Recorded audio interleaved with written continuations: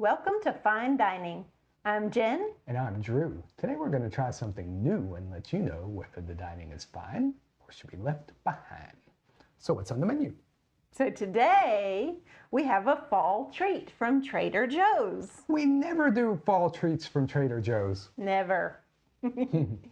So today, again, we are combining the fall flavor of pumpkin with a treat from another country. Ooh, what country is it? A flaky pastry treat from another country, in fact. Even better. Yes. So these are the pumpkin empanadas. And not to be confused with the pumpkin samosas that we did a little while back. Maybe in the future we'll have to do pumpkin baklava and pumpkin pierogies. Ooh, pumpkin pierogi. I'm making these up, but they really should exist at some point. Okay, so these, strangely enough, are our second Trader Joe's empanada review. Yeah, we're in the Trader Joe's empanada business around here at Fine Dining. Yes, and all the pumpkin things. But we reviewed the cheesy cassava empanadas, and I think I have the name wrong, but these are real pastry on the outside, not the cassava flour pastries. So I'm excited. It looks like it looks like little pies, right? It's In adorable. case you guys didn't know, Drew is obsessed with hand pies. Hand pies are the best. It's a portable version of a pie that you can drive around and eat and not get pulled over. And these are like hand pies. Right. I mean, they're empanadas, but they're really like hand pies, right? They really look like hand pies. Okay. So, sniff test. Smells like autumn up in here. It does. It smelled really good while it was baking. Yep. Like, it smelled kind of pumpkin pie-ish. Yeah. So, yeah, I'm excited. Let's have a bite plain, and then let's have a bite with some pumpkin pie spice. I'm all in. Okay.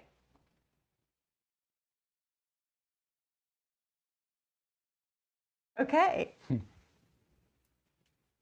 Now let's try it with the pumpkin pie spice. Let's do it. Also from Trader Joe's. We have so many Trader Joe's seasonings you would not believe. Yeah, we need to review some of them. We do.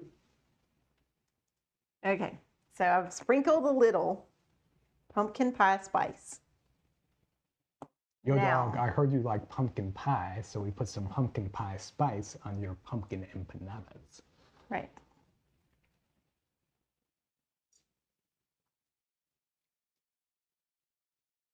Okay, Okay. it is very good. It really is. I'd say it is very good. What's really weird about it is I think it could be served alongside something savory, or it could be served as dessert. Yeah, this definitely leans more on the savory side, I think. It is not a very sweet pie. Oh, I totally disagree. Really? We disagree about something. Okay, it's not that it is very sweet. He's right. It's not very sweet. But I think it tastes way more desserty than the other, like the pumpkin samosas and stuff. Well, yeah, it's more desserty than that because it has the pie crust. The flaky pie is giving it that pie vibe, but it's not. It's not just that, though. The inside is more like pumpkin pie than the inside of the samosas, which was way savory. Yeah. So I say if you had this with like a scoop of butter pecan ice cream, Right. you could make like a killer dessert out of it. Right, but I agree, but that's because it would be savory pie and sweet ice cream. It would be a good combo of the two. Okay. If you gave a kid that pumpkin pie that just consisted of that, they'd be like, eh. Well, that's true. It is a more adult kind of flavor profile. Right. In fact, I think this is called it's called pumpkin empanada. It's not called pumpkin pie empanada, and I think it's True, but on the description it says pumpkin pie filling. Oh, well, never mind. But yes, the name of it is just pumpkin empanadas. But I guess it's just because we recently reviewed the the spicy pumpkin samosas. Yes. Those definitely were savory. I wouldn't serve those with ice cream, even though I know that people do that. People Right. do the whole olive oil ice cream thing, but I just think of this as more as something that could be used as a dessert. It is. I mean, this could also be a good breakfast treat. Like if you sat there and heated it up in the morning Yeah. and took it in the car. Oh yeah, I could see that. And it also, but at the same time, you know how at Thanksgiving you eat the sweet yams or whatever with the marshmallow on your plate as Right. well? Like this would go good on a plate of Thanksgiving food. Yes. But it is less sweet than the marshmallow yams. That's what Yeah, I mean. yeah, In the yeah. palette of Thanksgiving flavors, this is more on the savory side, I tell you. Okay, I still wouldn't say savory though. Savory, like Ish. 51% versus 49% Okay, sweet. okay. I'm not saying, Right. All right. Yes. I don't want you to get the idea that it's going to be like a dessert. right, that's what I think if you, Okay, so I'm saying I guess, savory because it's less sweet than you think it is if you got that from McDonald's, that would be way Oh, yeah. sweeter. Yeah. Actually, it makes me think of those. Right, that's what I mean. Like Those you get little those apple pies. And, and stuff you get from fast food restaurants. That's what they look like. I Right. mean, they're way better, but Yeah. I'm going to give it a rating. Okay. I'm going to give it a 7. I'm going to give it a 7.5 What? because I love its savory soul. It's delicious. It's also because the last empanada that we had was the cassava one, and that one tasted like nothing. And this one Yeah. tastes like something. Yeah, and this one is loads better than that. And I think if it hadn't followed the pumpkin samosas, Yeah, I might have given it a higher rating. right. But those pumpkin samosas are better. But I think in the fine dining household, we tend to like samosas more than empanadas. So That's it true. makes sense. That's true. If you like it the other way, maybe you'll be reversed on it. I don't know that the pumpkin pie spice helped that much. What do you think? No, it's still 7.5 for the same thing. I mean, I liked it, but it doesn't need it. It's bringing the same flavor palette to it. I mean, it's got a lot of the same spices in there already. So You know, funnily enough, recently we mentioned a place that is now out of business that had this delicious chocolate chimichanga dessert that we used to get sometimes. it was so good. It was so good. They also had another dessert that was also like off the charts good, and it was called like bourbon apple pie or Oh something yeah, like that. we were torn when we went there.